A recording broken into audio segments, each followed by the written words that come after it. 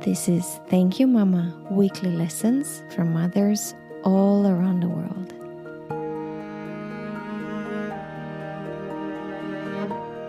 Hi and welcome to Thank You Mama. My name is Anna Teider and I am super excited about my guest today because A, today is Veterans Day and my guest is a combat veteran, and B, she's just so amazing. Hi, Julienne. Welcome. Hello, Anna. Thank you. So, Julienne is a Dr. Julienne Shin, and Julienne has been with Marines for 24 years. She went into combat twice in Iraq. Julienne is also a wife and a mama of a beautiful boy. And she, at one stage, decided to change her paths and wrote a PhD about mothers in combat. And I am mad about this topic. I can't wait. This must become a book, Julienne, but we'll talk about it offline. Sure. And so Julienne became a Navy psychologist. And she is, I'm sorry, please don't hate me for saying this, beautiful, and she's kind and sweet, and I have a total crush on you, Julienne. Thank you. And so what, do I tell you Happy Veterans Day today? I suppose so. I think people have that confused sometimes because I'm technically not a veteran. I'm active duty. So I guess I'm a Marine Corps veteran, but I'm active duty Navy now. Okay. Do you want to add anything? Did I miss something? Do you want to tell me more about maybe about your coaching? Yeah. So I just recently transitioned from the Marine Corps to the Navy to be a psychologist like a month ago. And the reason I became a psychologist because of my combat experience in the Marine Corps.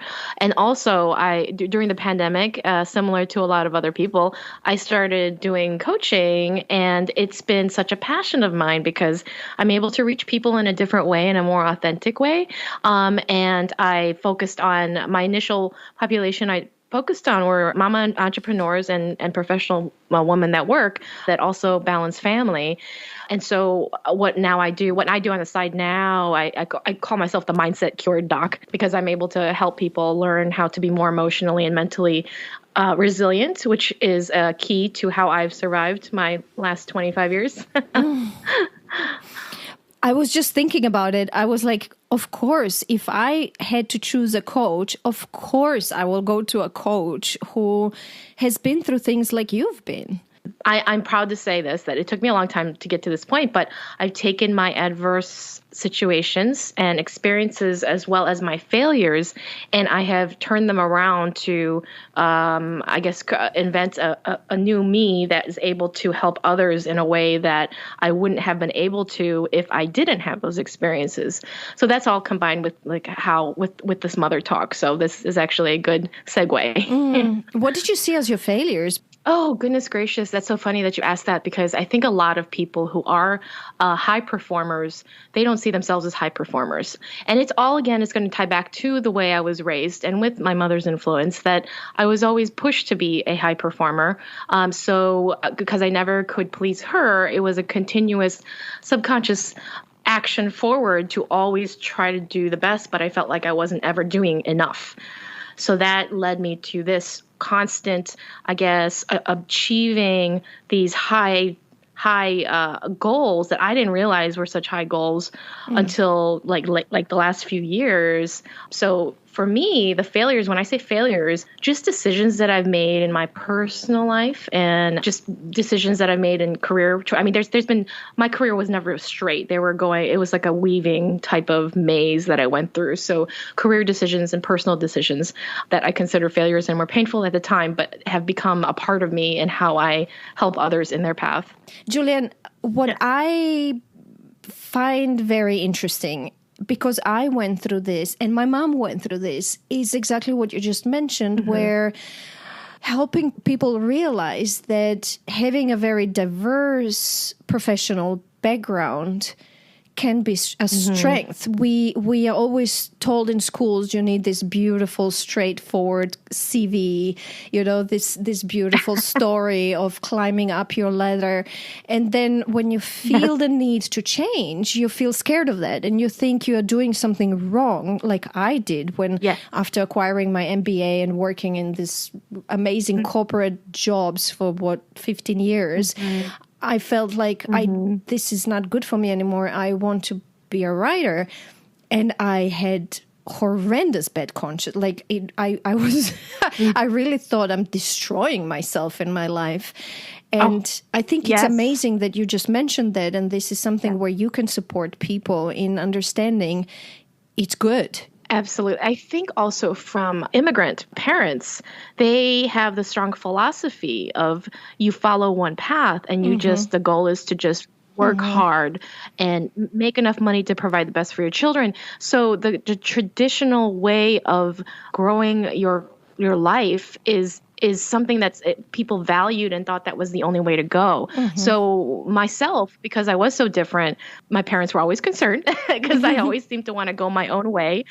But it has benefited me to this point. I'm a happier person. I'm a whole person. I'm doing something that means something to me and that I value versus my sister who did that path and tried to follow that path. And then she's always high stress, depressed, always busy, never gets to spend time with the family. So when I just look at my own family dynamic and things that I've learned from my parents, this path right here to follow what you believe in and what you value, even if it wasn't how you were raised, it makes so much of a difference with your quality of life.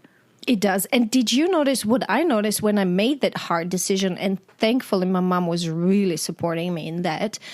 The moment I quit the job and said, okay, I'll figure it out how I'm going to pay my bills, but I'm a writer now. Yeah. The universe started opening doors for me. And it was seriously like magic was happening. I've never experienced this kind of, I don't have another word for it, magic in my life where every door I would knock on would be like, of course, hello, you want to publish with us. And amazing things were opening up. Like every step I took, 3 other amazing things opened up. And I really became a believer in recognizing your own life and your own path and just following it, because from my experience it's magical. That is I'm so glad you brought that up, because it's something that's very hard for a lot of people to believe when they've been stuck in what I call a matrix, and it's a lot of fear to go into that path. But when you do that, when you finally open up and you let that mental, emotional space in, open up, it allows for all those opportunities to come in. But when you're working the grind and you're stuck in something that you think you believe is what you should be doing, you are not leaving space for opportunities. So when you let that go and you decided to go that path, you allowed the space for the universe to come in and give you what you really valued. It's hard for a lot of people to embrace that.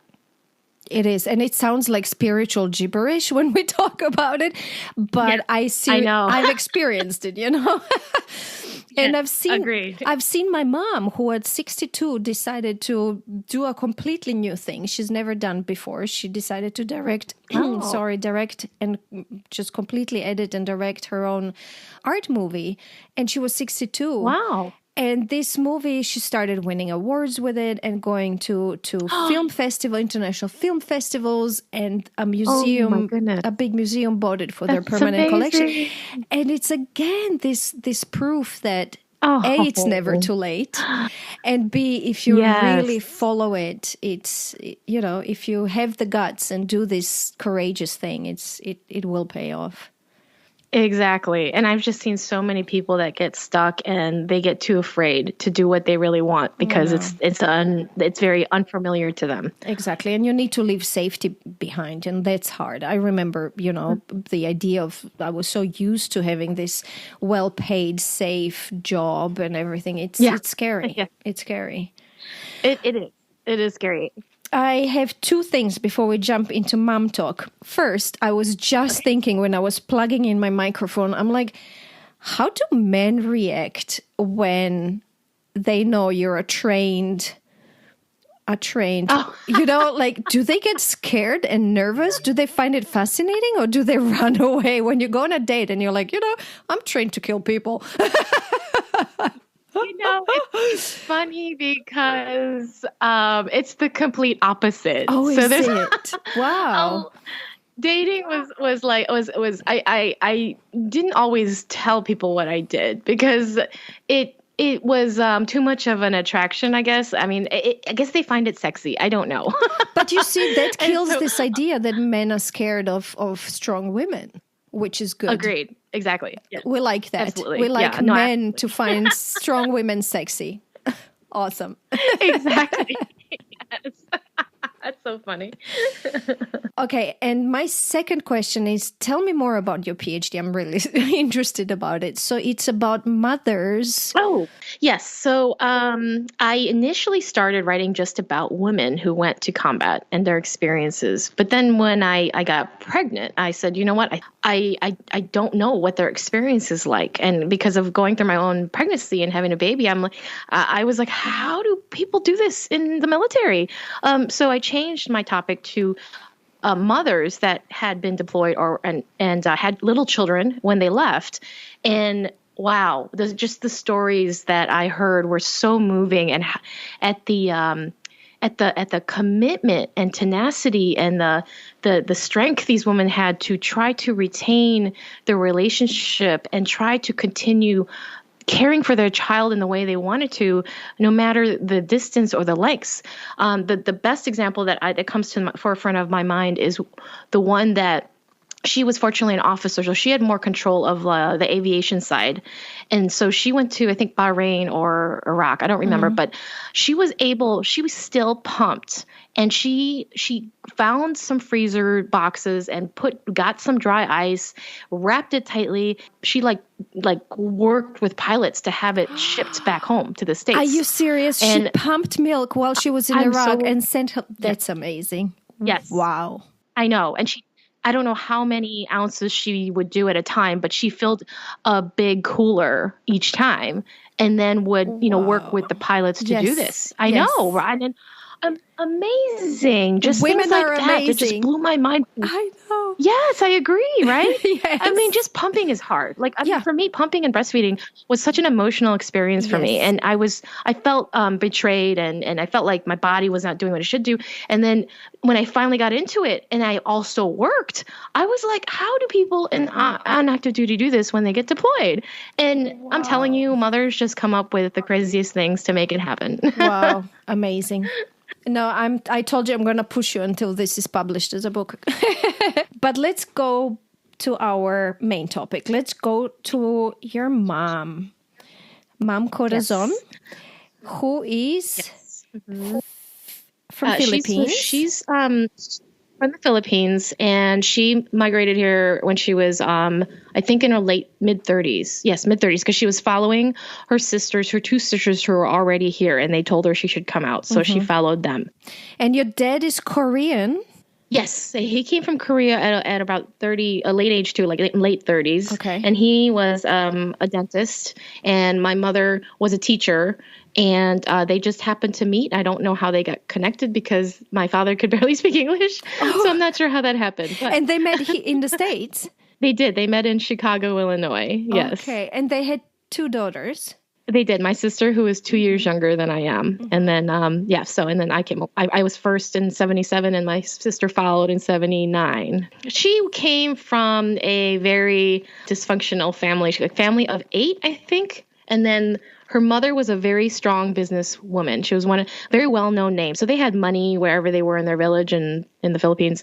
And she was a very strong businesswoman, owned multiple businesses, always doing some other new entrepreneur thing. So I think that kind of carries down with the family. And then my grandfather was he was more of a gentler man who pretty much just did whatever his wife wanted. And unfortunately, I think from what I understand, the experiences that they tell me, it sounds like that she had a bipolar issue along with some health issues like asthma. So when they talk about their mother, it's with a very resentful attitude. I don't think I recall much good things that they would tell me. I guess my mother was supposedly the black sheep. So she was always rejected. So she held that. She carried that. And so it carried on into her parenting with us. And to the point where my father told me later in life, when in my 20s, that he wanted more children after my sister. But after seeing the way my mother was after having us, he didn't want to do that to any more children. And what I take from that is that she was probably experiencing some kind of postpartum from the things they were telling me about, or my father was telling me. So I didn't understand that then, but now, being a mother, I get that. And I think that's what was happening. So that's why my father was like, okay, no more children. So if that's in any indicator how my life started, it wasn't easy for her to be a mom. And I looking back, I can see that's what happened. So she didn't really have the best role model as a mother. And then she went through some emotional stuff after she had me. So I don't even know where you would begin to learn what was going on with yourself. So as much as I saw her strength trying to build the family up and take care of my dad, my father was the main breadwinner because he was a dentist. I never saw them. They had the traditional Asian philosophy of working 80, 90 hours a week. So I never saw them. She worked as well? She did. So she supported him. And then I kind of have a vague memory of what happened, but something happened. I guess his business was not doing as well. So they started other businesses. They opened up an ice cream shop. They had a cleaners. They had a property. So we were just kind of being dragged around if they couldn't find a sitter. And we worked all holidays. And that's all I remember. So for that, I really admired the commitment they had in trying to keep the family going and giving us the best of schools and homes. They really had good intentions to make sure they gave the best to their family. But the price was not giving us what children really need is the time and the emotional support and the feelings of safety and love and trust. All those were the price that we paid for their commitment. So it's interesting to me that when we stick to traditional values, that sometimes those traditions are not functional. They don't serve us well. And I think with a lot of families and mothers, like old school mothers, they what they've grown up with, their traditions and what they believe in as far as a culture, they stick to it so hard that a lot of the children come out having such a hard time dealing with their own lives as they grow into adults, because they were so rigid in their thinking that they just raised their children the way they have always thought they should be raised. So fortunately, I feel grateful to have learned from that and not taken it on into my own life. And you left at quite a young age. You left home at 17. How did you decide to leave and to leave for the Navy?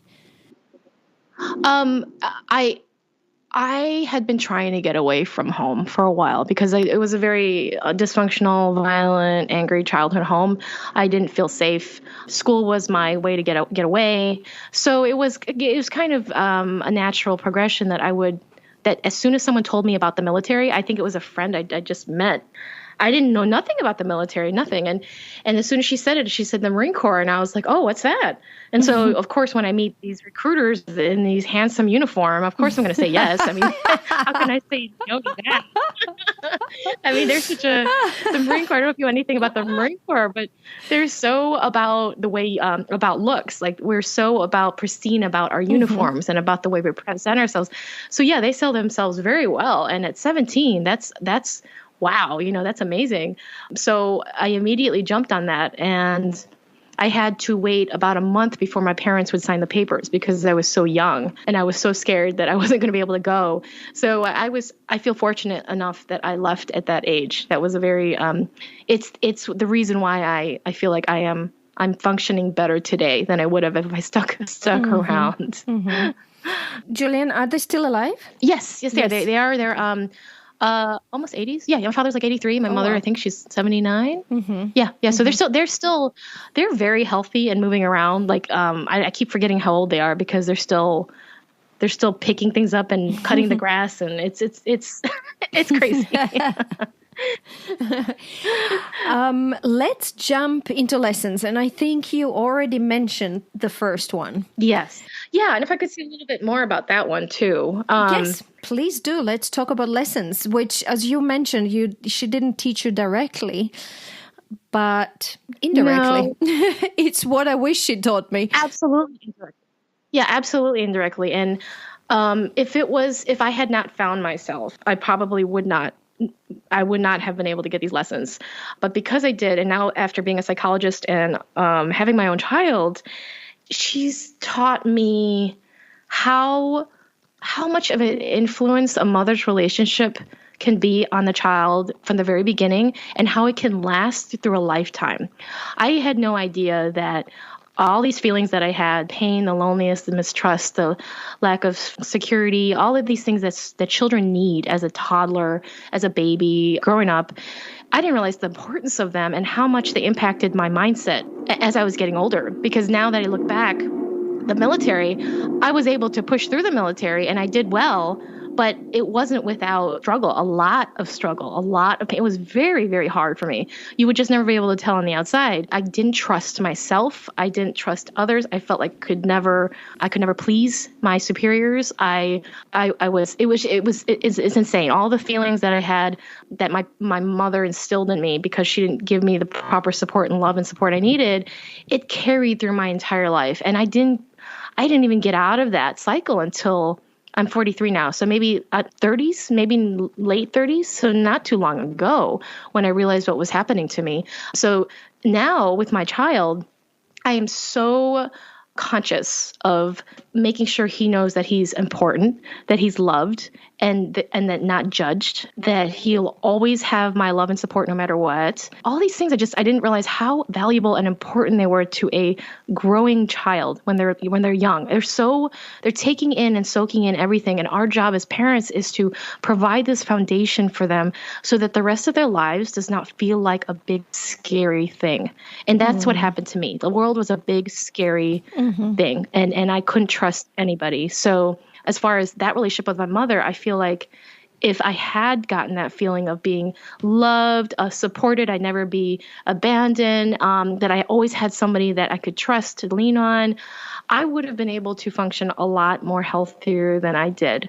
That would take like a long time for me to talk about how unhealthy I did, but it wasn't an easy life for me. That's when I try to share that with other mothers, just when they're trying to figure out their relationship with their children, because it's so important. It blows my mind how sensitive young babies are, or young children, as they're growing up. I'm sometimes a little nervous that I'm doing too much of that. I'm like, you can do everything you want. You are so amazing. You're strong. Yeah. It's like, oops. Nick blames it on my Croatian side. He's like, you're a total Croatian, mama. So in love with your son. Yes. No, it's so true though. We get to that point. I actually talked about that with my husband. I said, because he's he came from a very healthy, strong family, very well balanced. And I told that to him. I said, I'm afraid I'm going to be too extreme either way. Yes. And I need you to help me find that middle ground, because I don't want to be too giving and I don't want to be too mean. Julienne, let's jump into lesson number 2, which is interesting to me because, I'll let you talk about it. Yeah, sure. Not holding on to the pain from your parents. So from my personal experience is this has been a lifetime work, and I'm much better than I was even 5 years ago. And I see this with my mother, who still holds the pain from her mother. It carries through to the way you parent. It carries through to how you interact with your spouse and with your friends and your children.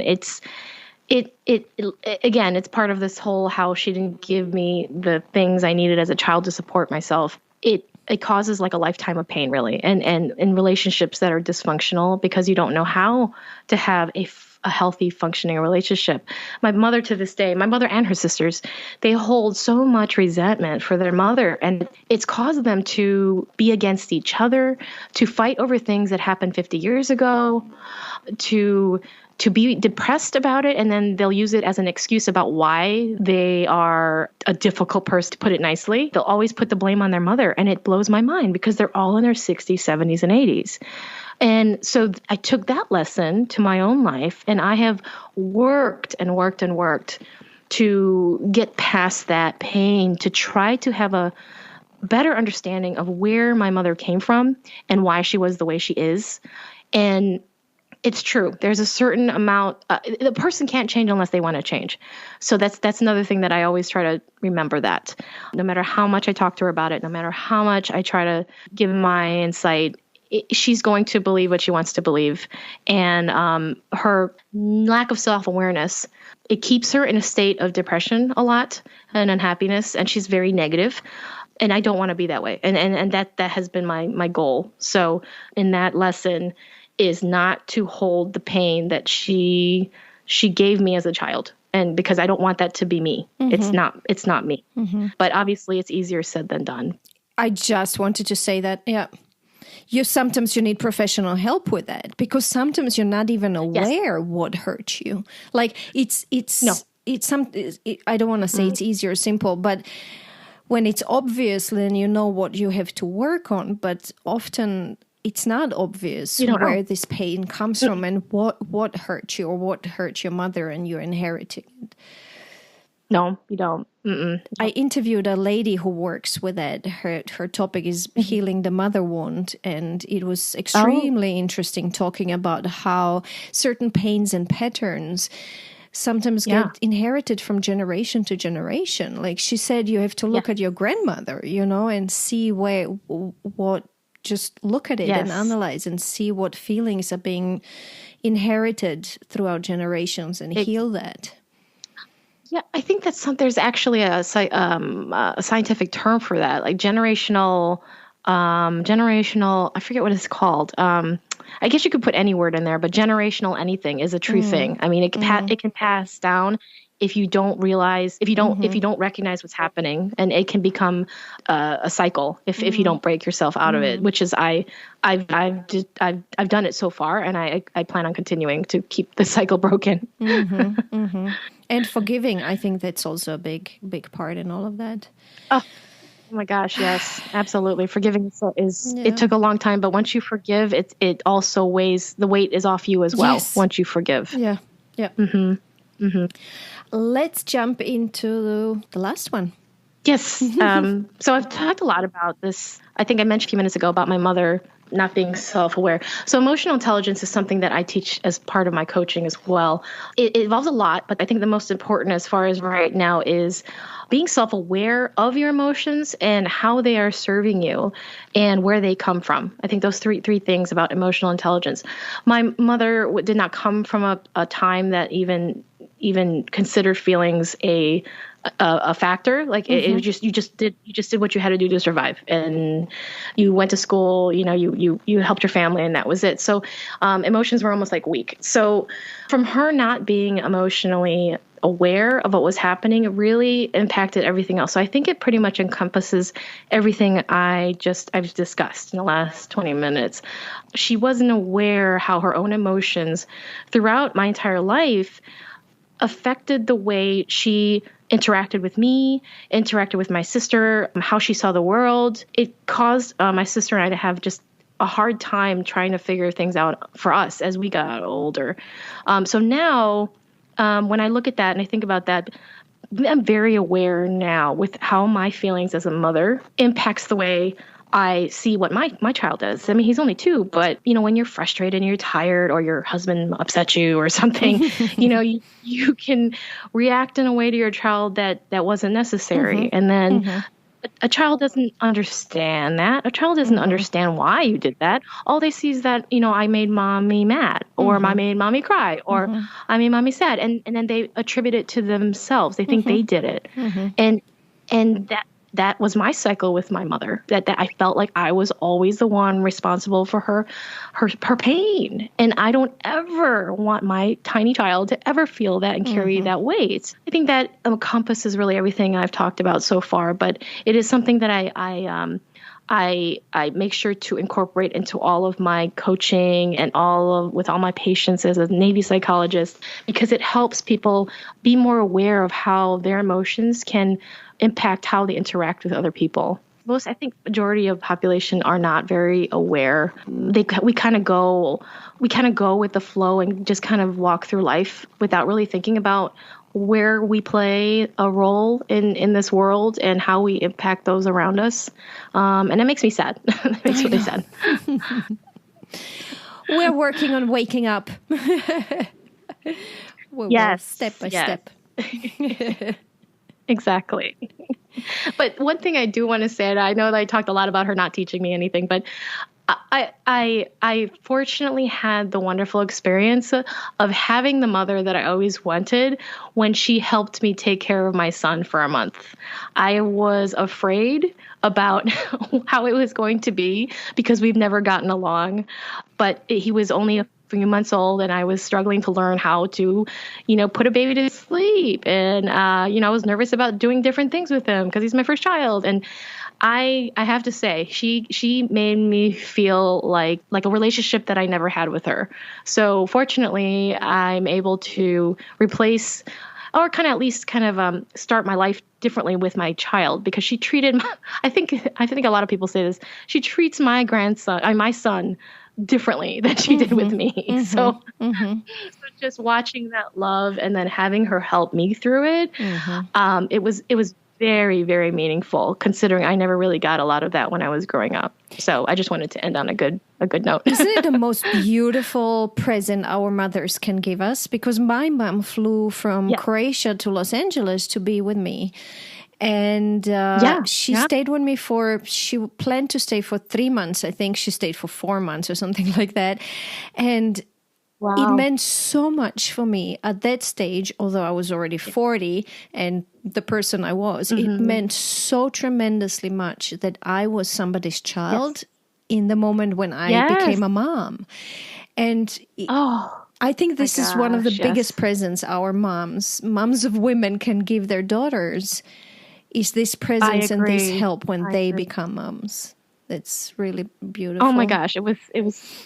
I never thought I would have it, and to actually feel like a loved daughter. Yes. Like it was just. Yes. It was amazing. Like yes. And she went out of her comfort zone to take a train by herself, which she's never done and never traveled by herself, to come stay with me. I think 2 or 3 months. Like she would skip a month, go home, and then come back.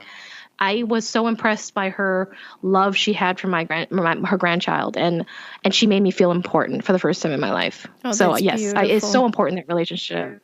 Yeah, it's so important. Thank you for that. I'm very happy we ended on the happy note. Yes, I had to. Is there anything else you'd like to add, Julienne? I don't think so. I guess just if anybody's interested in reaching out to me, ask questions, or to know more about what I do, then they're more than welcome to reach out to me on Facebook, to send me a message. I just hope that my message might be able to help other people out there. And I so appreciate you, Anna, for having me on your show. This means so much to me. It's been an honor to be here. Thank you so much for being my guest. And we will put a link to your Facebook, some kind of a link of how the listeners can get in touch with you in episode notes. Sure. And absolutely. Thank you for being my guest. Yes. Thank you, Anna. If you enjoy Thank You Mama and want to help it grow, please take the 2 seconds to leave a 5-star review on Apple Podcasts. It really helps. If you'd like to get in touch, you can send me a mail at info@thankyouMama.net. You can also find me on Instagram, Facebook, and Twitter under Anna Teider. That's Tajder. This was Thank You Mama. Come back next week, subscribe, and tell your friends.